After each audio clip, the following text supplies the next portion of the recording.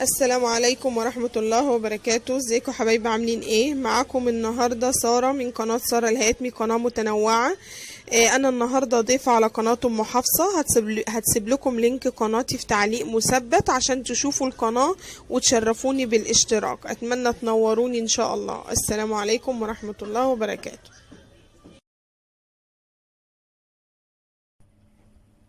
السلام عليكم ورحمة الله وبركاته. ازيكم حبايبي، عاملين ايه؟ هنعمل دلوقتي ريفيو عن حلة الدس. البنات اللي على الفيس اللي كانوا عايزين يشوفوا حلة الدس، الاول هوريها لكم. انا طبعا مع لابسه المسكات السيليكون لانها سخنه. حلة الدس دي كانت موجوده زمان قوي، بس كانت بتشتغل على البابور، كانت موجودة عندنا. بنعمل بقى فيها كل حاجة. بص، دي عبارة عن فرن صغير فوق البوتاجاز. عايزة تدس رز، عايزة تشوي سمك، كيكة، قرص، عيش روحاني. ان شاء الله هنعمل عيش مع بعض فيها. بس انا بقى دلوقتي هوريها لكم وبعد كده هوريكم هعمل فيها ايه. ده الغطا الصغير، هي مفتوحة من فوق اهي علشان ابص على اي حاجة بقى انا حطاها من هنا، بدل ما اشيل الغطا الكبير لا ابص من المكان الصغير. وده الغطا بتاعها هو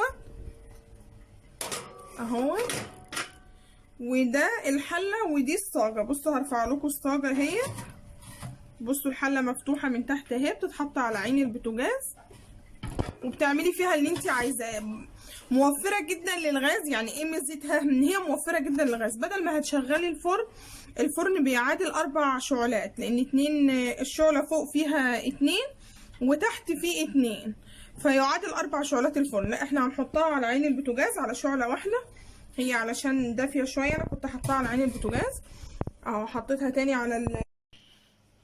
انا ولعت النار اهي، بس انا هديها شويه لان انا هعمل فيها قرص، فعلشان ايه تحمر من فوق ومن تحت مع بعض. ههديها وهحط حلة الدس بتاعتي اهي. طبعا اللي عايز يحطها على العين اللي في النص يستحسن، يعني عشان تبقى في النص البوتاجاز، بس انا عندي مش عارفه هي مالها، فعبال ما اظبطها يعني.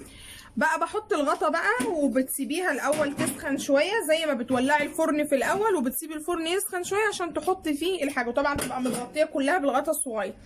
الصهد بقى اللي بيتكتم من الغطا الكبير ده اللي بيحمر وش الحاجه. طبعا انا حطاها من شويه فالحله سخنه، يعني هي سخنه معايا، فانا عامله قرص.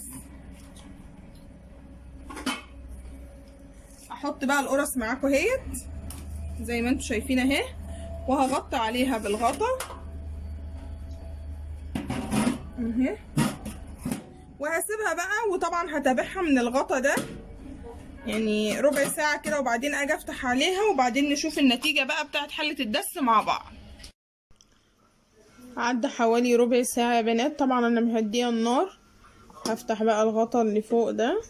تعالوا بصوا عليها. بصوا بسم الله ما شاء الله اتنفخت جامد ازاي اهيت، وريحتها طالعه. هغطي عليها بقى عشان كتمه الصهد دي هي اللي بتخلي الوش يحمر. هفتح اهوت. بصوا القرص احمرت ازاي اهي. بسم الله الرحمن الرحيم. وها قد فعلتها. على فكره بس عشان للامانه دي تالت صينيه، يعني اول صينيتين انا صراحه خفت لا قعرها يحمر، لا قعرها ينحرق مني، لان كان احمر كده وقلت الوش مش هيحمر. قمت جايه شايلاهم حطاهم تحت الشوايه في الفرن. جيت على التالتة دي وقلت لا بقى انا عايزه اعرف الاختراع بتاع حله الدس دي، احنا كنا بنعمل فيه زمان وبيحمر زي الفل. لا انا هسيب الصينيه للاخر اما نشوف كده. وبفتح عليها لقيتها احمرت وبقت زي الفل. دي القرص الطريه يا جماعه. هديها بخة ميه بقى وبعدين هوريكم بقى القرص كده. انا هشيل بقى دي اهي واحط بقى واحده تانية، وبعدين ارجع اوريكم كل القرص بتاعتي بقى. دي القرص الطريه بتاعتنا يا بنات. ان شاء الله فيديو تاني هبقى اعجنها معاكم واعملها معاكم. انا حاشيه جبنه وحاشيه عجوه. بصوا ده خبيز حله الدس. طبعا انا حطيت اهو، حطيت غيرها تحفه. طبعا هتحطي الحله تسخن الاول، هتسيبيها تسخن جامد، يعني هتولعي النار مثلا حوالي 10 دقايق 10 دقايق 10 دقايق لحد ما تسخن، وبعد كده تحطي القرص. انا زي ما قلت لكم اول صينيتين انا حاشيه دي عجوه اهيت. في بقى بالجبنه، انا عايزه اوريكم الجبنه. عشان هي سخنه نار بس. شفتوا العجوه معايا يا بنات؟ هوريكم الجبنه انا عامله بالماسك بس عشان هي سخنه. انا حاشيه جبنه رومي. بصوا الجبنه الرومي حلوه قوي ازاي اهيت، عشان بس المسك اهيت. دي الجبنه الرومي. ده خبيث حله الدس. هي فعلا حلوه قوي.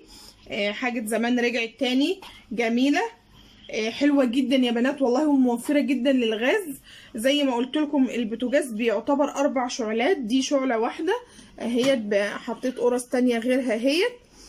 زي ما قلت لكم انا اول 2 صراحه خفت لان طبعا انا عاجله القرص سمنه بلدي وقشطه ومش عارفه ايه، فخفت تتحرق وتبوظ مني.